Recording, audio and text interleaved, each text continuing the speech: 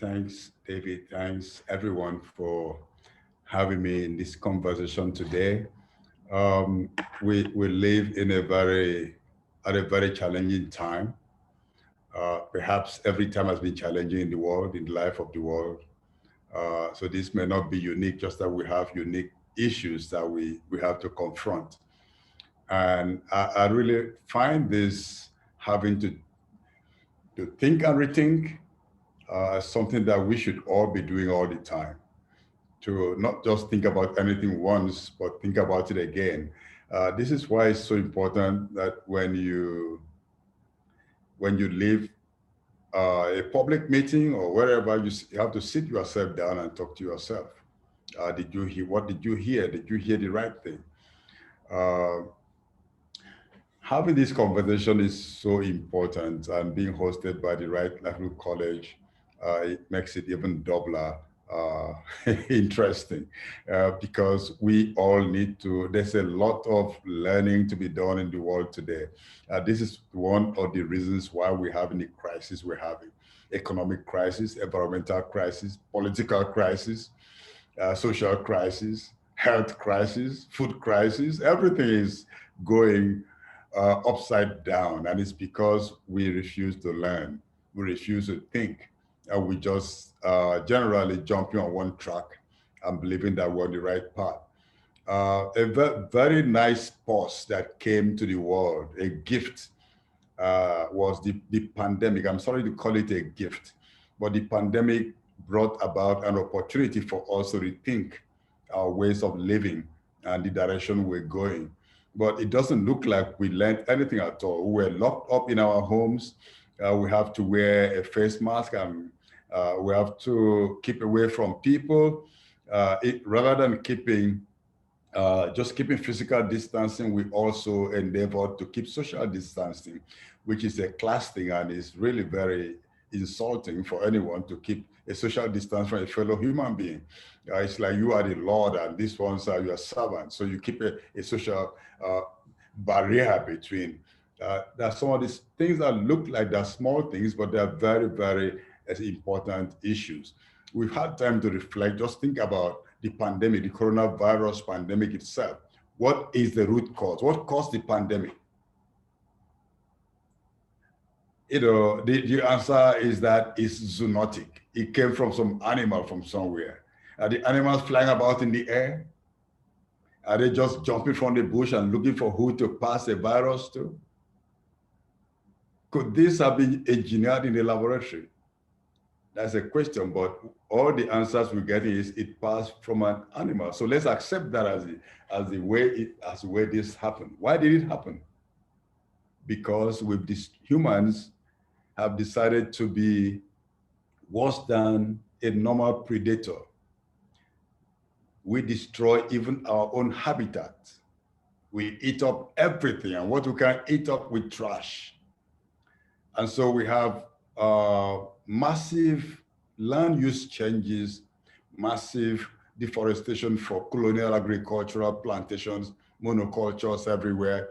And when you have monocultures consuming so much space and destroying so much of the ecosystems, what do we expect would happen to the animals, the other animals, because we are also animals, the other animals who occupy those spaces? What happens to them? And how about the organisms that existed on their skins, on their feathers, in their nests and wherever? What happens to them? One of the challenges that facing humanity today is that we don't seem to realize that we are just one of the beings on earth. That's why we call ourselves human beings. If we're not beings, then we wouldn't be calling ourselves human beings, but it means that there are other beings, visible, invisible, touchable, untouchable, the ones who can talk to and the ones who cannot talk to, but they are beings and they have a right. And so I see personally that because we don't look at those beings that we cannot see, or because we believe that we can transform whatever we can find in Mother Earth for our own satisfaction, because we can disrupt the cycles of nature, and because we can Whatever we cannot take by persuasion, we can take by force. This has led to so much competition, so much destruction, so much harm, even in the way we produce food. Industrial agriculture sees food as a commodity, something to be sold, not something to be eaten. And that is why a lot of food is used to feed machines or to feed animals. That's why we kill sharks and take just the fins, or kill a chicken and take only the breast. This is why the way we relate to nature has been so disrupted that even when the pandemic happened, rather than cooperate, we've seen a rise of xenophobic nationalism. I will corner all the vaccines. And those who cannot afford it have to wait until we've made enough profit or we've made enough political capital out of this misery. And so humans have spent energy trading on misery, feasting on other people's misery, making profit from disasters, what Nnimmo Klein has called disaster capitalism, through the shock doctrine. So shocks thrown at us provide opportunities to accumulate wealth, to accumulate capital. And whatever trickles down, you must make sure that the trickle is really a trickle. And so we see the situation where rather than building solidarity, rather than building strengths and reinforcing each other, we're looking for ways to stamp down, to crush and to rise above, to walk on the backs of others. And so what has happened in history is happening again today. We had slavery, we had colonialism, and now we still have colonialism right across the world, without any form of conscience and without any sense of responsibility. And so nobody should be surprised that we have systemic cures. And when people say system change, not climate change, I believe it's not just a slogan. We need to rethink the entire architecture of our lives and of our living. This is the assignment that nature is giving to us, and nature sends the warning, the floods, the storms, the cyclones, the hurricanes, call them beautiful names, but they are very strong warnings coming towards us.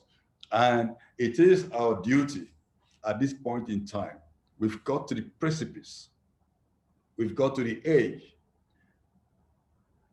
We tell ourselves, this and this cannot be done anymore, as though nothing is happening. For example, you cannot excavate or dig up or exploit all the fossil fuels that we have on this earth and burn them without burning the planet itself. But are we ready to do that? We can't really understand why we behave this way, except we look at the logic of power. It's the logic of power that has made it impossible for humans to easily build the resilience that would help us overcome the crisis. And that is what we must do. Che Guevara said, be reasonable, demand the impossible. And I fully endorse that. The things that appear impossible, as Mandela said, are impossible until they are done. And so there are things we can do, and this is why I am hopeful that we can rethink the false solutions and escalate the real solutions. Rather than industrial agriculture, why can't we support family farmers who are the ones actually feeding us right now? Why can't we support a relationship with the soil that keeps the soil healthy, and so that the soil can feed us and also absorb carbon? Why can't we spend time rebuilding our minds, renew our minds, understanding how complex our mindsets are and how difficult they could be when they're set on a track that is concretized, and that even though it's leading to the wrong direction, it's difficult to change. Why can't we challenge ourselves? And I believe that this conversation today is about challenging ourselves. We really need to challenge ourselves. Demand that we be creative. Demand that we don't have to be stuck in what has been presented to us as solutions. For example, why should I accept that you're going to whiten the clouds so as to cool the earth? Or you go to genetically engineered trees that all turn white so they reflect radiation into space. Or you go to dump iron filings in the ocean to provoke an algae bloom so as to absorb more carbon. And then the algae will all dance to the bottom of the ocean and just keep the carbon there. Nature doesn't work that way. And I think we need to rethink the fact that we don't know everything about Mother Earth. We don't. We don't know everything about Mother Earth. And unless we're humble enough to accept this fact, that we only know this much, not even maybe not up to 1% of what we ought to know.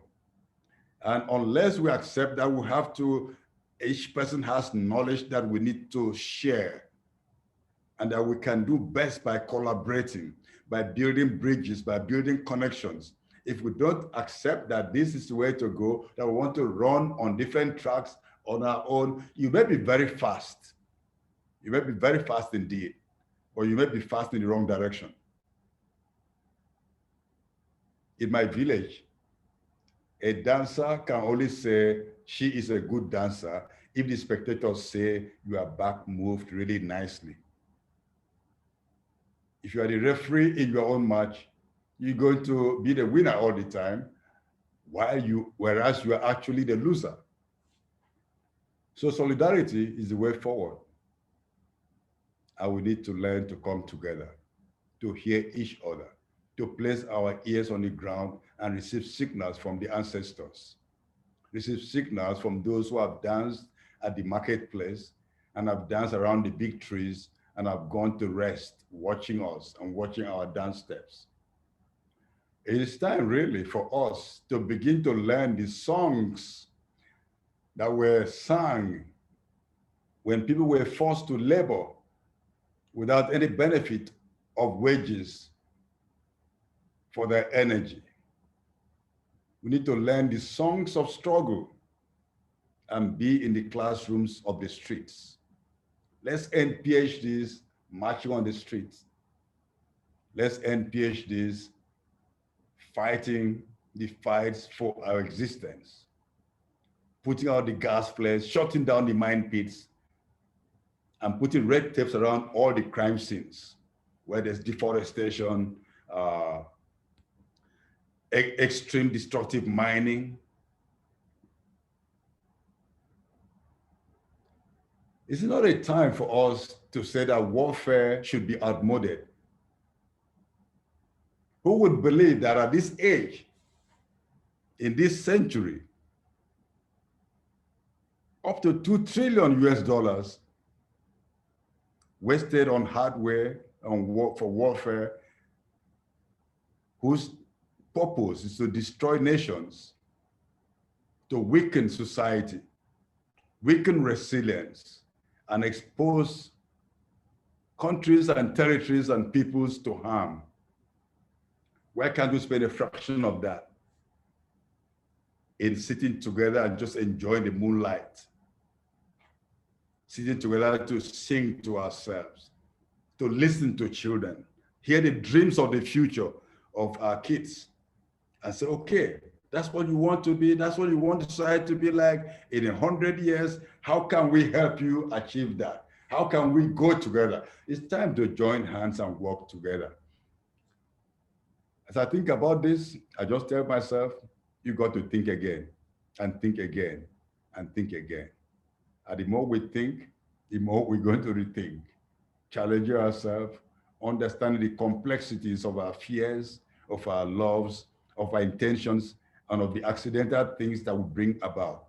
But above all, I believe that wisdom is an understanding that we're all children of the soil. and that we have to respect Mother Earth and work softly on her.